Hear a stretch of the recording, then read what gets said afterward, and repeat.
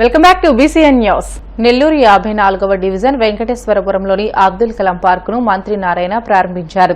అనంతరం పార్కు సమీపంలో మొక్కలు నాటారు. ఈ సందర్భంగా ఆయన మాట్లాడుతూ 5 ఎకరాల్లో స్పోర్ట్స్ కాంప్లెక్స్ ఏర్పాటు చేయనున్నట్లు చెప్పారు. పాలిటెక్నిక్ కాలేజీ మైదానాన్ని క్రీడా ప్రాంగణంగా అభివృద్ది చేస్తామని అన్నారు. యువత అభివృద్ది కోసం సీఎం చంద్రబాబు, లోకేష్ కృషిని ఆయన ప్రశంసించారు.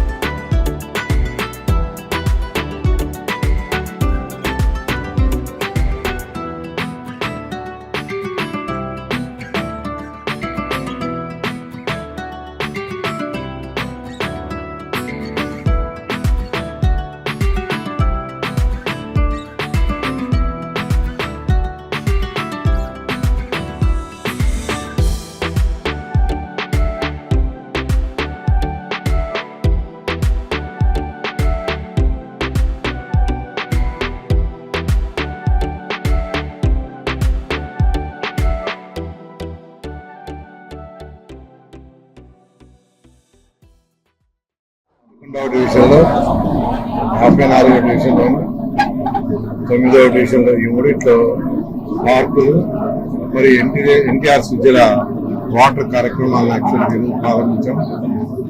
నిజంగా నాకు ఎంతో ఆనందంగా ఉంది. ఎందుకంటే ప్రజలకి ఏది వస్తే అవసరం అటువంటి ఎన్టీఆర్ సుజల పథకం 2014-15లో మేము ప్రారంభిస్తే 6 లక్షల లీటర్లు ప్రతిరోజు ప్రజలకు ఇవ్వాలని ఉద్దేశం చేస్తే గత ప్రభుత్వం ఆపేసింది. అయితే ఈ ప్రభుత్వ రంగానికి 2 లక్షలు రివైజ్ చేశాం. త్వరలో మిగతా 4 లక్షలు కూడా రివైజ్ చేస్తాం. వాటితో చిన్న చిన్న ప్లాంట్లు 60 ప్లాంట్లు డిసైడ్ చేశాం. 60 ప్లాంట్లు కూడా త్వరగా అవుతాయి. ఆల్రెడీ 20 ప్లాంట్లు చేశారు. ఇవాళ 11వ డివిజన్లో 2 ప్లాంట్లు ఇనాగరేషన్ చేశారు. అదేవిధంగా 54లో చక్కటి పార్కు చాలా చక్కగా వచ్చింది. 9వ డివిజన్లో పార్క్ వచ్చింది. 54లో 5 ఎకరాల్లో మంచి స్పోర్ట్స్ సిటీని తయారు చేస్తున్నాం. స్పోర్ట్స్ కాంప్లెక్స్ 5 ఎకరాలు. ఈ విధంగా అనేక కార్యక్రమాలు యాక్చువల్గా ఈరోజు నెల్లూరులో ఇనాగరేషన్ చేయబడ్డాయి. దాంతో ఈరోజు ఈ 42వ డివిజన్లో నెల్లూరులో 100% స్వీపింగ్ మిషన్ ద్వారా చిమ్మాలనే విధంగా. ప్రకాశం జిల్లా సింగరాయకొండ మండలంలో వివిధ కార్యక్రమాల్లో మంత్రి డోలా బాల వీరాంజనేయ స్వామి పాల్గొన్నారు. ఈ సందర్భంగా మాజీ సీఎం జగన్ పై ఆయన హాట్ కామెంట్స్ చేశారు. ఆవు చేలో మేస్తే దూడ గట్టును మేస్తుందని వైసీపీ నాయకులను ఉద్దేశించి విమర్శలు గుప్పించారు. పొదిల్లో జగన్ రైతులను పరామర్శించేందుకు వచ్చారా లేక రాజకీయం చేసేందుకు వచ్చారా అంటూ ధ్వజమెత్తారు. దూడ గట్టు మేస్తుందని సాయంత్రం లేదు. 5 సంవత్సరాలు ముఖ్యమంత్రిగా చేశాడు, పదవిని అనిపించాడు. పోలీసుల్ని బట్టలు కూడా తీసుకొడతానంటాడు. ఇందులో మహిళలు కూడా ఉన్నారు. అదే విషయాన్ని మర్చిపోయాడు. ఎక్కడ సప్త సముద్రాలు అవుతున్నారో లాక్కొచ్చి కొడతాను, రిటైర్డ్ అయినా కొడతానని చెప్పి బెదిరింపులు చేస్తాడు. ఆయనకి సెక్యూరిటీ చేశారు, ఆయన చెప్పినట్టు ఆడారు, గుడిగాలు చేశారు. అటువంటి పోలీసుల మీద ఆయన మాట్లాడితే ఇక్కడ పోలీసుల మీద రాళ్లు రుగుతారు, పోలీసుల మీద దాడులు చేస్తారు. ఇంతకుముందు శాసనసభ్యుడిగా చేశాడు.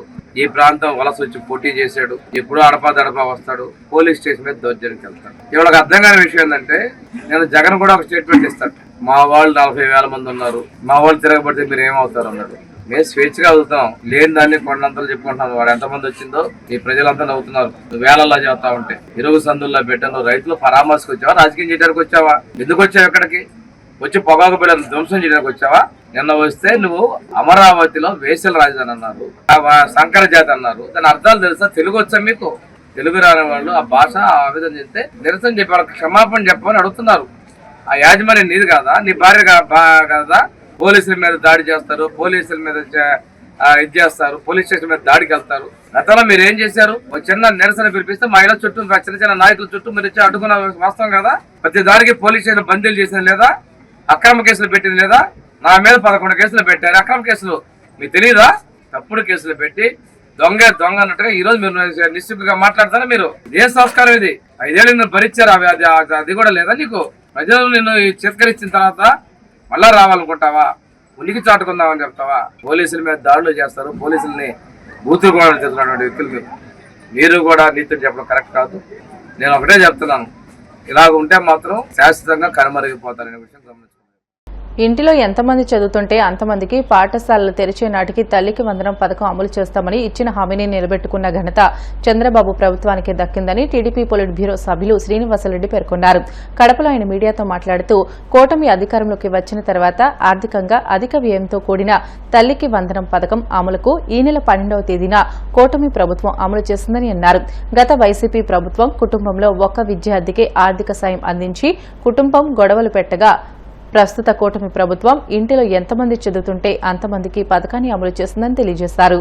కూటమి ప్రభుత్వం అధికారంలోకి వచ్చిన తర్వాత ఒక పవిత్ర కార్యక్రమానికి శ్రీకారం చుట్టింది.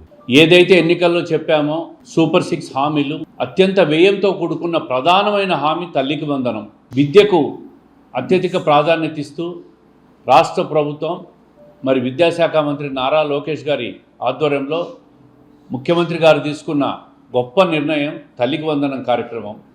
ప్రతి ఇంట్లో పుట్టిన ప్రతి విద్యార్థి కూడా చదువుకోవాలా, ఉన్నత చదువులు చదువుకోవాలా, పేదవాళ్ళకు ఆర్థికంగా చదువుకునేదానికి స్తోమత ఉండదు, ప్రతి ఒక్కరికి కూడా అవకాశం కల్పించాలని చెప్పి ఒక పవిత్ర హృదయంతో తీసుకున్న నిర్ణయం తల్లికి వందనం. గతంలో ప్రభుత్వం ఒకసారి చూస్తే ఇంట్లో ఒక్కరికే ఇచ్చేది పిల్లలకు. తెలుగుదేశం కూటమి ప్రభుత్వం వచ్చిన తర్వాత ఎన్నికల్లో ప్రధానమైన హామీ ఇంట్లో ఎంతమంది పిల్లలుంటే అంతమంది పిల్లలకు కూడా తల్లికి వందనం కార్యక్రమం, ప్రతి పిల్లాడికి సంవత్సరానికి 15,000 రూపాయలు ఇస్తామని చెప్పిన హామీని నిలబెట్టుకున్న ఘనత ఎవరిదైనా ఉందంటే అది కూటమి ప్రభుత్వానిది, ప్రధానంగా విద్యాశాఖ మంత్రి నారా లోకేష్ గారిది.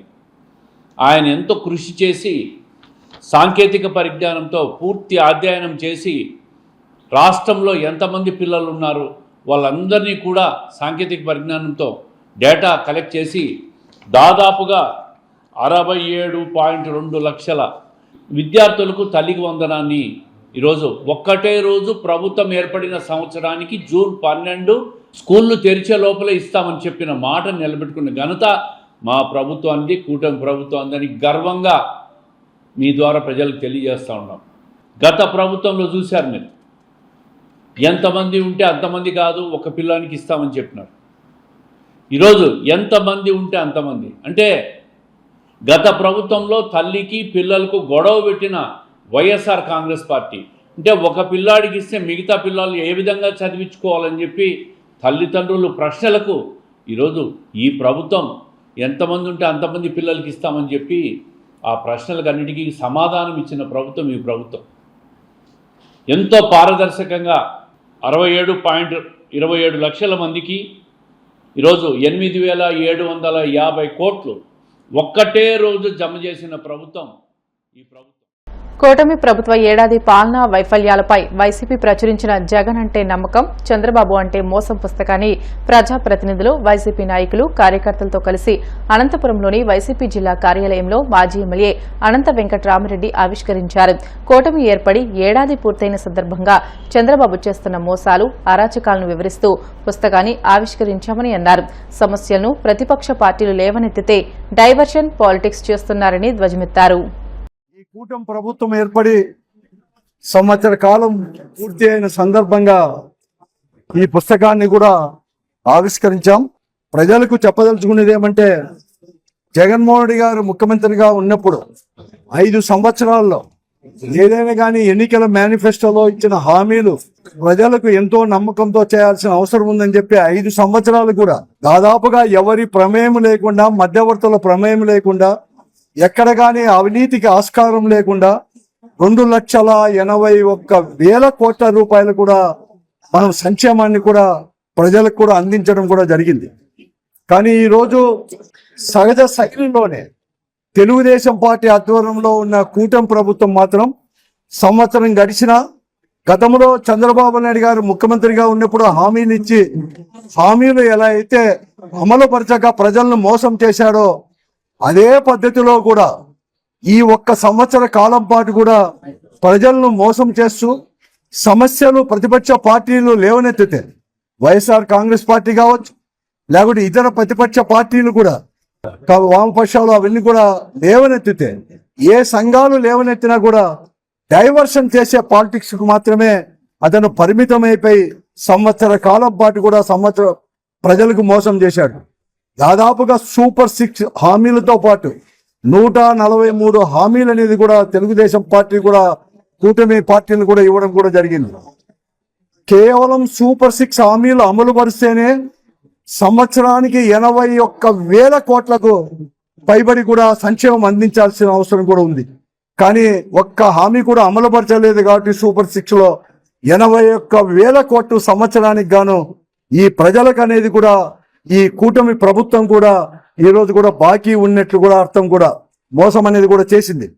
కానీ ఈ రోజు జగన్మోహన్ రెడ్డి గారి నాయకత్వంలో వైఎస్ఆర్ కాంగ్రెస్ పార్టీ ఈ సంవత్సర పాఠం కూడా మేము ప్రతిపక్షంలో ఉన్నా అధికారంలో ఉన్నా ప్రజలు ఏ చెప్తే ఆ పాత్ర మేము పోషిస్తూనే మాది మాత్రం ఒకే బాట, అదే ప్రజల బాట, ప్రజల కోసం మేము పనిచేస్తామని చెప్పేసి ఈ సంవత్సరం కూడా ఓడిపోయినా కూడా ఎక్కడ కానీ లేకోకుండా ప్రతి ఒక్క కార్యకర్త వైఎస్ఆర్ కాంగ్రెస్ పార్టీ కార్యకర్త ఈ ప్రభుత్వాన్ని నిలదీసిన దాని వల్లే సంవత్సరం తర్వాత ఈ రోజు తల్లికి వందనం అని, అంటే ఆ రోజు అమ్మఒడి తల్లికి వందనం అనేది కూడా ఇవ్వడం కూడా జరిగింది.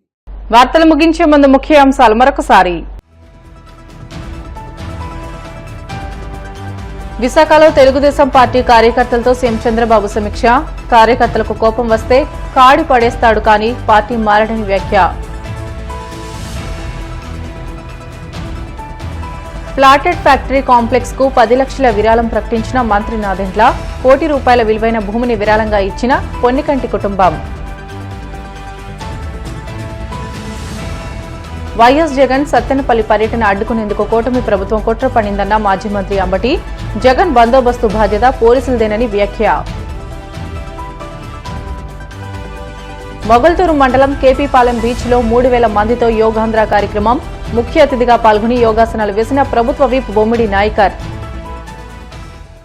ఇవి ఇప్పటివరకున్న బులెటిన్లోని అప్డేట్స్. మరిన్ని వార్తల కోసం BCN digital YouTube channel, Facebook పేజీని ఫాలో అవ్వండి. అప్డేట్ వార్తల కోసం ప్లీజ్ డూ సబ్స్క్రైబ్.